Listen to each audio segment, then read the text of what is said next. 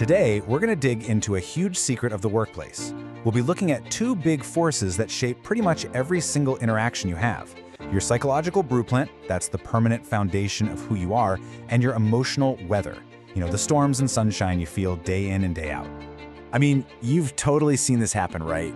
A crazy deadline drops, a stressful email comes in, the exact same thing happens to the whole team, but your boss is just cool as a cucumber, while your colleague over there looks like they're about to explode. What's the deal? Why do we all react so differently to the same stuff? Well, the answer is way more than just someone having a good day or a bad day. It's all about this incredible dance between their fundamental personality, that psychological blueprint, and the emotional climate they're in at that very moment, the weather. All right, let's start with the foundation itself, the blueprint. Just think of this as the stable core architecture of your personality. These are the traits that pretty much always shape how you see things and react to your world, especially when you're at work.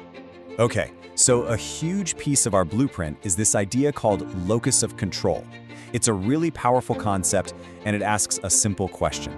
Do you believe that you are the master of your own fate, or do you think things are mostly decided by outside forces you can't control?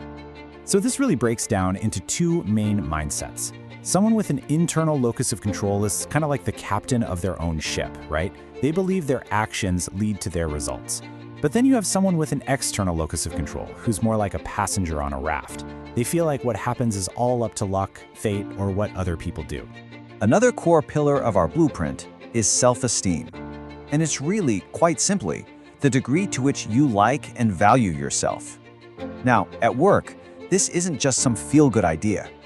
High self-esteem is directly linked to things like higher job satisfaction, being more ambitious, and having that raw confidence you need to take on really tough challenges.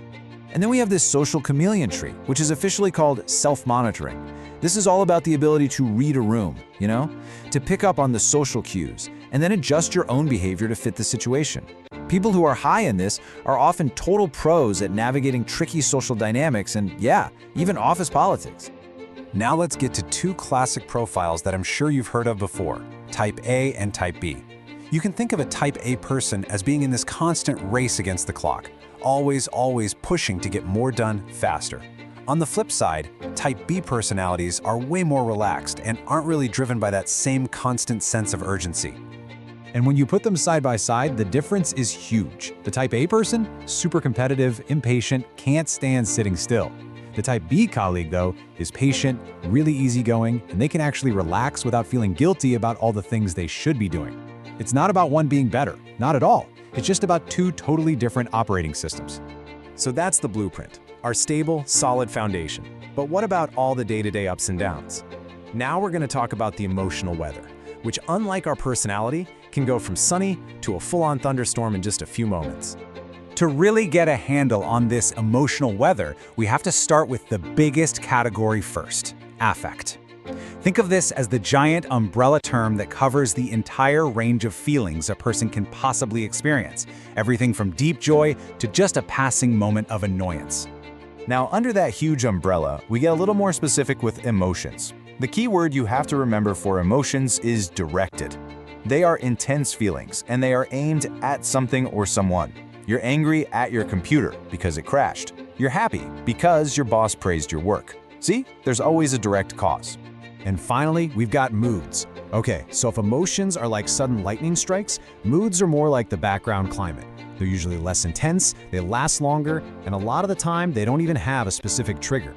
You might just wake up in a bad mood and not even really know why. That's the general weather of your mind for the day. Okay, so we've got our stable blueprint and our changing, fluctuating weather. Now for the most important part. How do they actually connect? How does that deep underlying foundation of who we are determine our daily emotional forecast? So here's pretty much how it works. First, something happens at work. Let's say your big project gets canceled. Okay, so that event is then filtered through your personal personality blueprint. If you have a strong internal locus of control, you might immediately see it as a problem you need to solve. If you're a Type A personality, you might feel this intense frustration. That personal filter, your blueprint, is what triggers your specific emotional weather, the anger, the disappointment, or maybe even the determination that follows. And this brings us to the most crucial takeaway of all. The blueprint determines how we experience the weather. Think about it. Two people can be in the exact same storm, but the way their house is built, their blueprint, is what decides how they handle it. It's the exact same thing with our personalities and our emotional reactions at work. So why is this whole framework so important? Well, it's all about how you can actually use it. Let's take a look at how you can use this knowledge to get a better handle on your own personal forecast at work. When you put it all together like this, the connections just become so clear. Your locus of control, that directly shapes your sense of agency, of being in charge. Your self-esteem, that's the engine for your confidence. By starting to understand your own unique blueprint, you begin to see the hidden logic behind why you react the way you do. And that is the real power here. This isn't just some abstract theory. It's a practical tool for empathy and for self-management. Realizing a colleague has an external locus of control suddenly helps you understand why they react to a setback the way they do. And recognizing your own type A tendencies, that lets you anticipate and manage your stress triggers before they completely take over.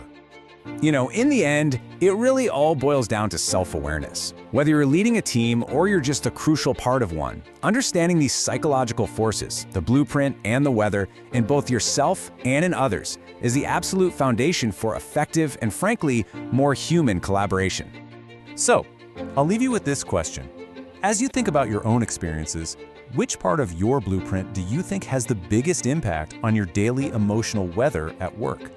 Just identifying that connection, well, that's the first, most powerful step toward mastering your own workplace climate.